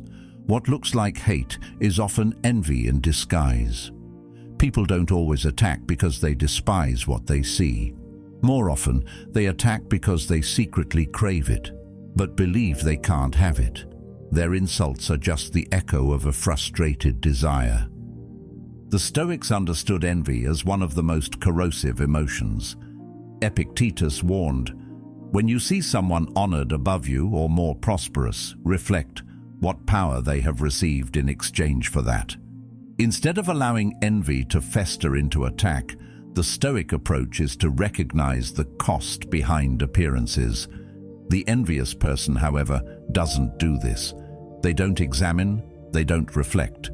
They lash out, hoping to reduce others to the level where their own disappointment feels less sharp.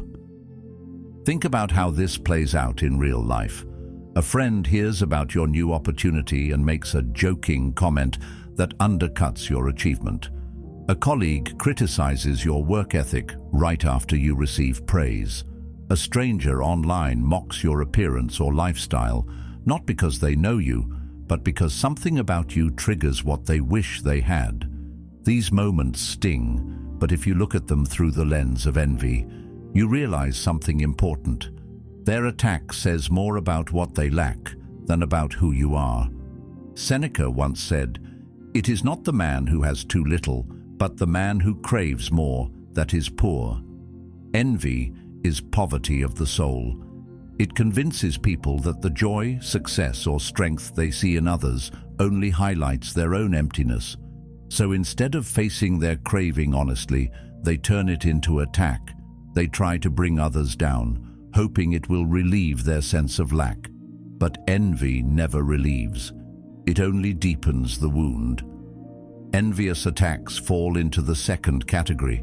They don't come to nourish or uplift. They come to drain. But when you recognize envy behind the attack, you stop taking it personally. You see it for what it is, a projection of longing turned sour. Let's take an example from daily life. Someone sees you pursuing your passion with courage, and instead of encouraging you, they scoff, "Must be nice to waste time on hobbies." At first it feels like dismissal, but if you look deeper, maybe they once had a passion too, something they abandoned out of fear or duty. Seeing you chase yours reawakens that buried desire, but instead of facing their own regret, they attack. Their envy becomes your insult. But the insult isn't really about you, it's about their pain. Carl Jung also reminded us, envy is the unconscious admiration. That's the paradox. Envy is not the opposite of admiration, it's twisted admiration. When someone envies you, they're confessing that you hold something they value, even if they can't admit it openly. Their words may sound cruel, but the root is often longing. They see something in you that mirrors what they wish for themselves. The Stoics would encourage us to respond to this, not with bitterness, but with calm. Epictetus said, "Remember that it is not he who reviles or strikes you who insults you, but your opinion that these things are insulting." Once you see envy as disguised desire, the sting fades. Their attack loses its grip on you. You no longer hear it as truth. You hear it as a confession of what they're missing. But this truth doesn't just apply to others. It applies to us too. Ask yourself, when do I envy? When do I criticize someone harshly? Not because they deserve it, but because they trigger something in me. Maybe you mock someone's confidence because you wish you felt that free. Maybe you criticize someone's wealth because you secretly want security. Maybe you roll your eyes at someone's joy because you've forgotten what it feels like. Envy, if examined honestly, is a teacher. It shows us where we long to grow, but haven't yet given ourselves permission. Socrates might ask, "Why do you seek to harm in another what you've failed to cultivate in yourself?" It's a piercing question. The Stoic answer would be, Don't attack what you admire in disguise. Recognize it and let it guide you toward your own growth. Envy can either rot you from the inside or point you to your potential. The choice is yours. Now think about your own experiences. Remember the times someone attacked you unfairly. Maybe it was a harsh comment, a mocking laugh, or a backhanded compliment. At the time, it hurt. But looking back, can you see the envy beneath it? Can you recognize that their words were less about you and more about what they felt they couldn't have? That shift in perspective is liberating. Their attack stops defining you and starts revealing them. Marcus Aurelius reminded himself daily to keep perspective. He wrote, "The opinion of 10,000 men is of no value if none of them knows anything about the subject." Apply that to envy. The attack of someone ruled by envy has no real value. It doesn't reveal truth about you. It reveals their own ignorance of themselves. Once you realize this, you stop being pierced by their words. So the next time someone tears you down, pause. Don't rush to defend yourself. Don't waste energy hating them back. Instead, ask, what in me triggered their envy? What desire are they confessing through their attack? By seeing envy beneath the surface, you gain clarity and freedom. And when you notice envy in yourself, don't disguise it as attack. Let it show you where you need to grow. Because in the end, envy is just desire in disguise. And once you learn to recognize it, the world changes. Petty insults stop hurting, attacks lose their power, and what once felt like hatred reveals itself as a mirror of longing, a longing you can either heal or ignore. Truth 17. Childhood scripts repeat forever. If you really want to understand people, don't just look at who they are today. Look at who they were forced to be when they were children, because most adults aren't acting from brand new beliefs. They're reenacting old scripts, carrying wounds from years they barely remember. The child who was ignored often grows into the adult desperate for attention. The child punished for showing feelings becomes the adult who hides them at all costs. And the child who was taught they had to earn love grows into the adult who never stops performing for approval. The past doesn't vanish, it repeats silently in the present. Think about how this looks in everyday life. Imagine a friend who can't stand silence in a conversation. They keep talking, filling every gap, making sure no one loses interest. On the surface, it seems like personality. Maybe they're just chatty. But if you look deeper, you might find a child who was ignored, who learned that silence meant invisibility. Their adult behavior isn't about the present conversation. It's about replaying an old fear. If I stop talking, I'll disappear. Consider relationships. The partner who becomes clingy at the first sign of distance isn't just insecure.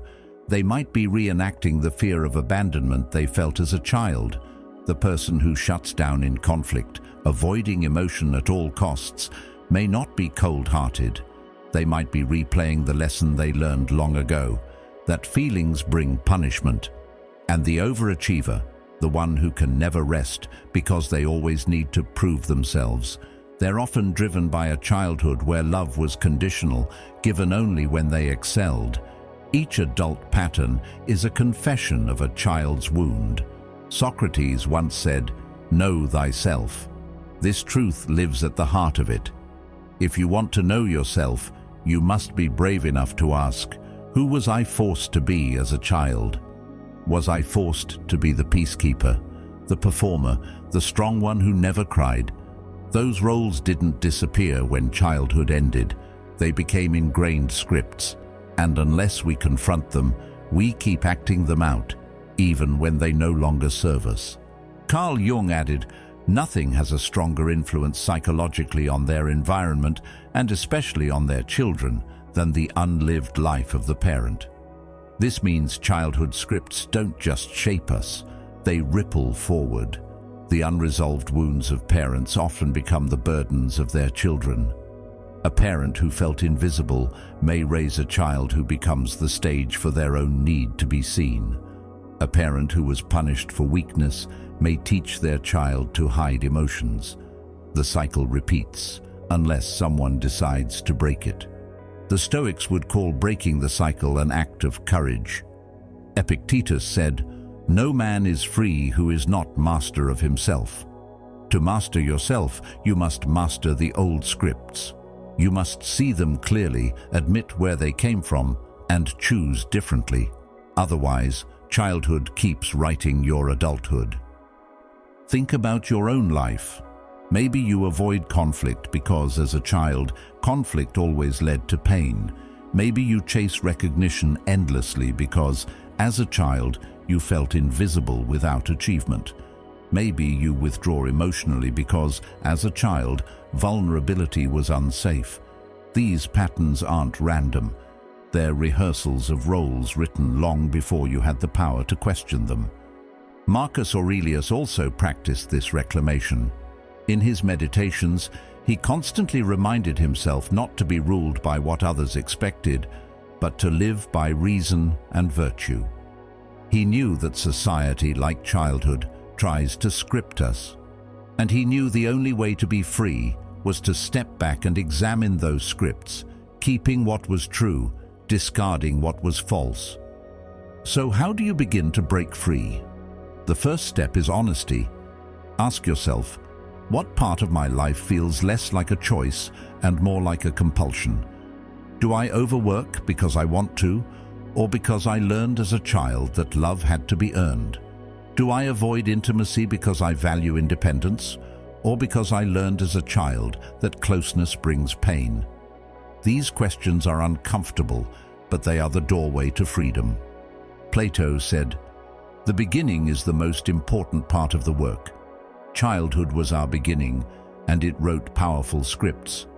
But beginnings don't have to dictate endings.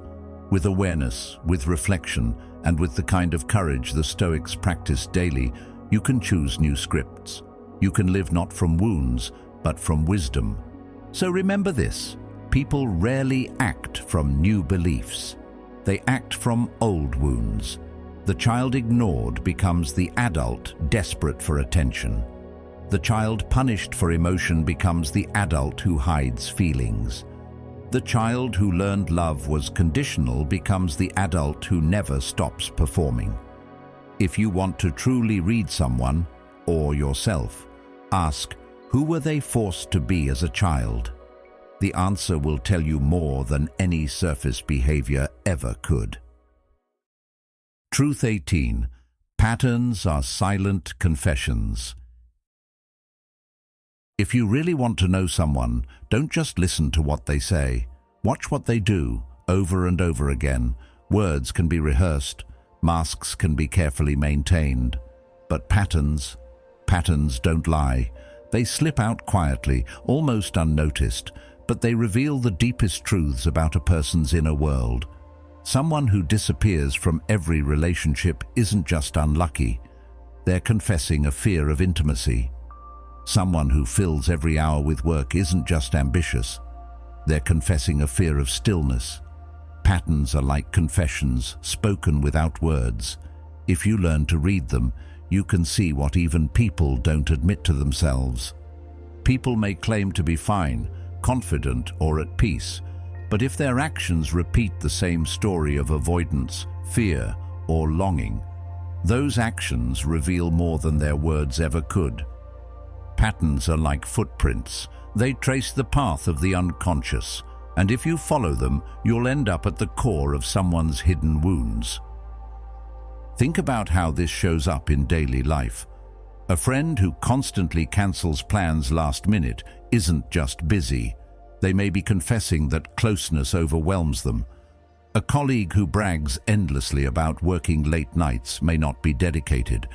They may be confessing that silence terrifies them, because silence forces them to confront themselves.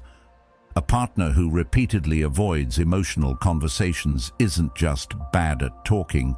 They may be confessing that vulnerability still feels unsafe. The confession is in the pattern, not the excuse. Aristotle observed that we are what we repeatedly do. Excellence, then, is not an act, but a habit. Habits are simply patterns made permanent. If someone repeatedly lies, cheats, avoids, or withdraws, those patterns form their character. If someone consistently shows kindness, patience, or courage, those patterns define them too. One act may be random. Repeated acts are identity, and in those patterns, the soul speaks its truth. Let's consider relationships again. Have you ever heard someone say, "I don't know why I keep ending up with the wrong kind of person"? The answer is in their patterns.